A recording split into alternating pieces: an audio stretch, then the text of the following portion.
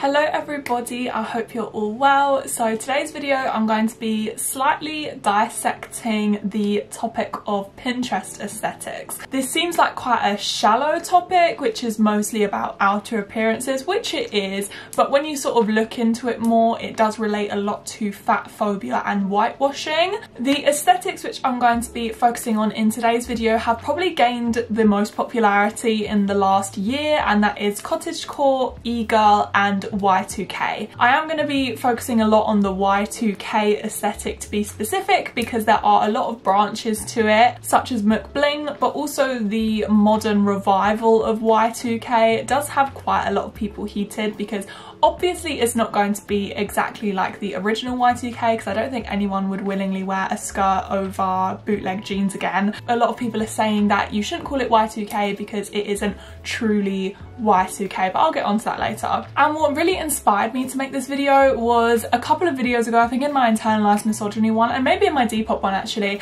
I briefly mentioned the Y2K aesthetic, and a lot of you guys in the comments said you felt like you couldn't dress that way because you didn't look like the girls that you saw in all of the popular pictures. And a lot of the girls in these pictures are very thin and very white, and that some of you guys don't feel confident enough to adopt this style or these aesthetics because you don't look like the girls in the pictures. This applies to all sorts of aesthetics, in particular e-girls and cottagecore. And some people may argue, oh well, maybe the girls who adopt this aesthetic just happen to all be skinny and white.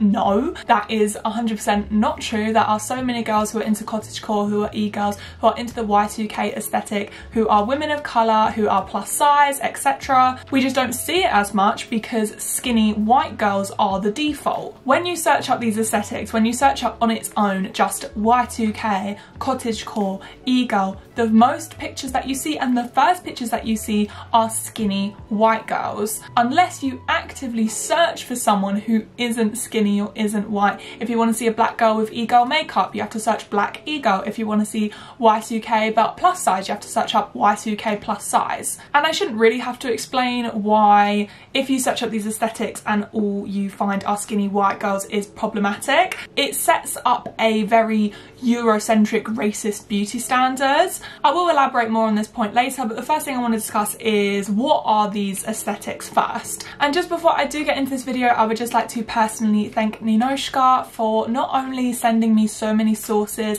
and massively helping me out with this video, but also for giving me the video idea in the first place. I did want to make a video about Pinterest aesthetics, but I never thought of viewing it through the lens of fat phobia and whitewashing, so she really helped me out with this. So I will link her Instagram and her Twitter down below. So let's start out with the cottagecore aesthetic. Cottagecore, also known under the name farmcore or countrycore, is an aesthetic inspired by a romanticized interpretation of Western agricultural life. It is centered on the ideas around a more simple life and harmony with nature. Certain themes associated are the survival of the environment, food and caring for people. And when it comes to fashion, cottagecore usually is long, loose fitting clothing, flowy dresses and skirts, layered clothing with puffy sleeves, button blouses, natural, earthy or faded colours such as brown, dusty pink, olive green, maroon, beige, light yellow, baby blue, etc. Certain patterns are also popular, such as stripes, paisley, floral and gingham. And when it comes to cottagecore makeup, it does actually get quite broad, because some people take the cottagecore aesthetic quite literally and want to keep it very natural with a very dewy base, a lot of blush, fluffy eyebrows, but also a lot of people take the cottagecore aesthetic in an editorial sense and try and incorporate nature into their makeup looks, such as with very nature-based colours such as brown and yellow, and also using flowers and plants and incorporating it into their eye looks. Obviously not only cottagecore, but all aesthetics are a lot more than just the makeup and the clothes you wear. It's also about adopting a certain lifestyle sometimes. Sometimes there are a lot of films and TV shows that are relevant to the aesthetic, but the cottagecore aesthetic, like a lot of aesthetics, actually has a little bit of controversy around this. I didn't know this until I started researching. Despite a large majority of its following being very progressive and very left-wing, the cottagecore aesthetic has been criticised for, and I'm directly quoting this, its romanticism of Eurocentric farming life, and in the context of North American and Australian settings, an inadvertent celebration of the aesthetics of colonialism. Now, I haven't actually done any research into that claim, so I don't know how true it is, but if you guys want to discuss that in the comments, feel free. And then we have e-girls. E-girl is defined as a type of feminine alternative aesthetic similar to soft grunge or plant mum. Although the term e-girl was coined to describe a type of girl who uses the TikTok app, the fashion sense of an e-girl dates back to around 2013 to 2014 on tumblr.com. Now, I don't actually know how true this is, because if you guys want to know more about e-girls, highly recommend Tiffany Fagg's video. I know I talk about her a lot in my videos.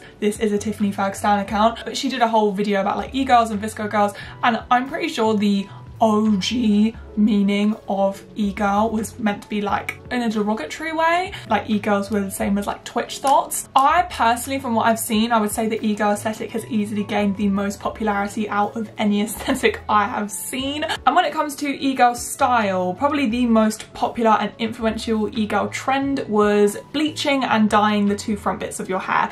I used to have mine pink and it looked super cute, I loved it, but people with brown hair would do it blonde, or they would do it different colours such as pink. I've seen some green, yellow, blue, and I think every single time it looks so cool. And like I said, e-girl makeup has become extremely popular, in particular excessive blush, fake freckles, graphic eyeliner, and a lot of e-girl makeup is actually inspired by the makeup that you see on anime. E-girl fashion is a lot of fishnets. Fishnets under skirts, dresses, fishnets under ripped jeans, fishnet tops under t-shirts. There's also a lot of chains, so there's like chain belts, there's chains coming off of skirts, chains coming off of trousers, but also the chains and the e-girl fashion in general. Although when I describe it like that, it sounds quite like harsh and punk, it most of the time has a very girly twist. So like you see a lot of the chain belts, they're very delicate, they might have little heart-shaped links. So basically the e-girl style seems to be the perfect mix between sort of punk and metal and girly. Now let's talk about Y2K. This is the aesthetic which I easily love the most. It's definitely sort of how I dress, but the term Y2K is short for the year 2000, and 20 years ago the term Y2K was not used to describe just like the early 2000s. It was actually the meaning for a widespread computer programming shortcut that was expected to cause extensive havoc as the year changed from 1999 to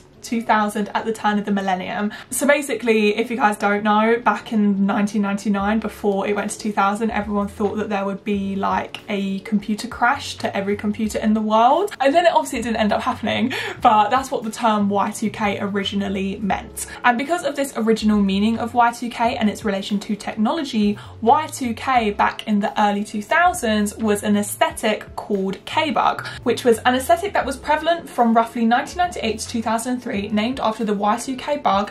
It is characterized by a distinct aesthetic period encapsulating fashion, hardware design, music and furnishing shining with tech optimism. So when you think of the original Y2K aesthetic, just think a lot of silver and shiny clothing, tight leather trousers, chunky trainers, silver eyeshadow. But sort of since the early 2000s, when people think of Y2K, they don't think of this specific aesthetic of fashion and technology mixing together. They think of just early 2000s style in general. Y2K fashion was equal parts iconic and equal parts tragic. I'm going to list off some of the popular trends. Some are and others are chef's kiss, so good. Low-rise jeans, knee-high boots, micro handbags, kitten heels, pointed heels, dresses and skirts over jeans, bootcut jeans, camisoles, mini skirts, cardigans, Von Dutch, and the list obviously goes on. And some of you guys may be thinking, Jordan, you have possibly missed out on the most iconic piece of Y2K fashion, which was obviously the Juicy Couture tracksuit.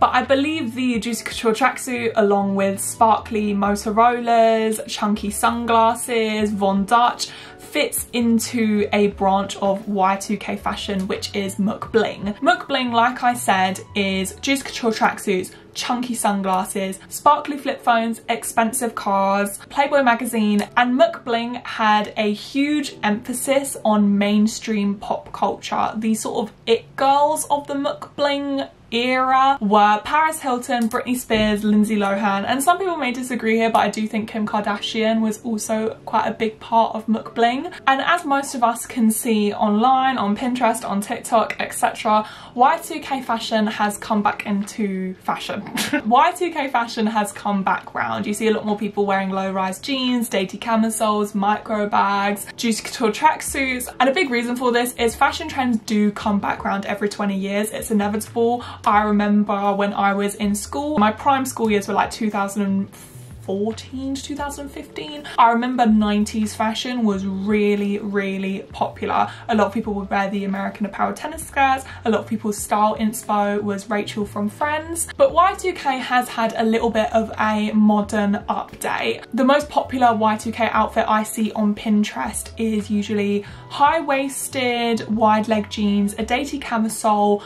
chunky trainers, very dainty but layered jewellery, and then maybe a chunky coat on top and a micro bag. And so it isn't truly Y2K, but it does have a lot of Y2K influence. But this modern version of Y2K and the fact that these modern renditions of Y2K outfits have completely flooded the Y2K tag on Pinterest does have a lot of people heated, and I can kind of understand it because a lot of people do not see these new outfits as truly Y2K. And relating back to the subject of this video, one thing I have noticed, not only with these aesthetics but with every popular aesthetic, is they are very thin and they are very white. A lot of you guys left comments saying you don't feel confident enough to wear these clothes, to adopt these aesthetics, because all you see are skinny white girls doing it. There's just no representation, and it got me thinking a lot about fat phobia and whitewashing. So I was actually going to separate fat phobia and whitewashing into two different segments of this video, but the more I researched, and especially with Nonishka's help, fat phobia and race are very interlinked with one another, especially because fat phobia has racial origins. There is a book called Fearing the Black Body, The Racial Origins of Fat Phobia by Sabrina Strings. Now, I actually haven't had time to read this book just because I've been on a little bit of a time constraint with this video. I have ordered it. I am going to read the whole thing because I read the introduction and I also read a lot of summaries of it. I listened to a lot of reviews, but I am just going to very briefly explain the racial origins of fat phobia. Fat phobia goes back hundreds of years. Several centuries ago, where most women were plus sized and being plus sized was seen as a good thing, and there was a very noticeable shift in attitudes towards plus size bodies, and this definitely coincided with the growth of the slave trade. Once the slave trade started growing, a lot of racist French philosophers started theorizing, and they began to theorize about black people and white people and their bodies, and they came to this conclusion that Africans were apparently too sensuous, they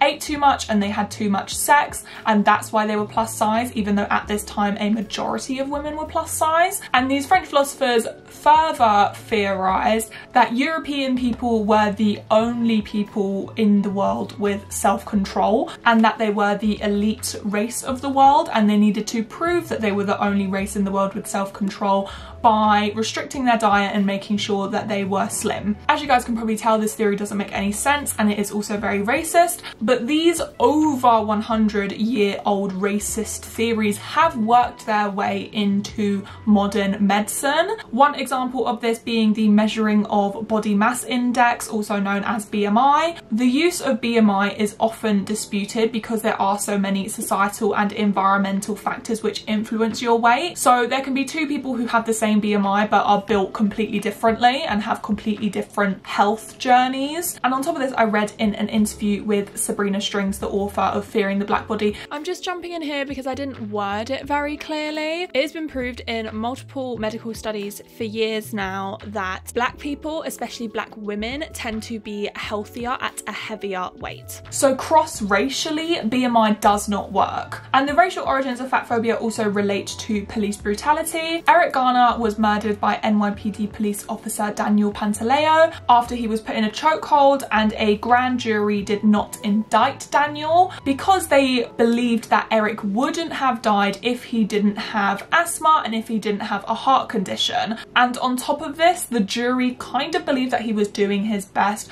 trying to arrest a man who was 350 pounds and was also resisting. So basically this grand jury blamed Eric's medical conditions for his death and not the police officer who put him into a chokehold, which, bear in mind, had been banned by the NYPD for 26 years prior. Eric did not display any aggressive behaviour before his arrest and his death. It was not his behaviour that was threatening, it was his race and his body that was threatening. Black men, especially tall black men, are seen as aggressive without displaying any aggressive behaviour. Michael Brown was 6'4" and was murdered by police officer Darren Wilson. More recently, George Floyd was 6'3" and he was murdered by police officer Derek Chauvin. And it's very often when tall black men are murdered by the police, their physical sizes, their height, their weight, or both is used as an explanation for their death, and it's also used as a rationalization of excessive force. Now, that was an extremely brief summary, it's barely even a summary, of the racial origins of fat phobia and how there are just a few examples of how it's made its way into modern medicine and also police brutality. If you guys want to know more about it, highly recommend getting the book Fearing the Black Body. I know I haven't read it yet. A couple of my friends have read it and said that it's really good, and on top of that, all of the interviews and the reviews and the summaries that I read said it was good as well. But this is why it's so important to include fat phobia in discussions of intersectionality. It's quite rare that someone's weight is an individual choice. There are a lot of environmental and social factors which influence it, and a lot of people do gloss over the topic of fat phobia when we discuss intersectionality. A great article I read was by Deshawn Harrison and their experience with being plus size, LGBTQ+ and black. Deshawn writes so many great articles focusing on a range of different topics related to intersectionality, such as being plus size, being LGBTQ+, being black, class issues, etc. So I will link down below their Twitter and their website so you guys can check them out. So how does the topic of fat phobia relate to Pinterest aesthetics? Well, as I mentioned earlier, these aesthetics aren't particularly inclusive. Most of the girls that we see with these aesthetics are no bigger than a size 8, maybe a size 10 at a push. And especially with the Y2K aesthetic, this has started the conversation of, is it a good outfit or is she just skinny? I've seen a lot of TikToks and a lot of YouTube videos of people trying on these different popular sort of Y2K outfits, or just popular outfits in general, who are bigger than a size 6 and want to answer the question of, is it a good outfit or is she just skinny? And I'm not gonna lie, I'm finding this conversation very interesting. In my opinion, I've definitely seen outfits which are ugly outfits, such as skirts over bootcut jeans. I will never be able to justify it. But I think the is it a good outfit or is she just skinny is about a lot more than just whether it's an ugly outfit or not. And it's more about skinny people being praised for something which plus size people would not, and skinny people being put on a pedestal rather than if plus size people were the exact same outfit, they would not get any praise at all, or even they would be ridiculed for it. One well-known example of this is Tess Holliday. She is an American plus size model, and back in January, I think it was, she wore the now very famous strawberry dress to the Grammys, and people slated her for it. She was put on multiple worst dress lists,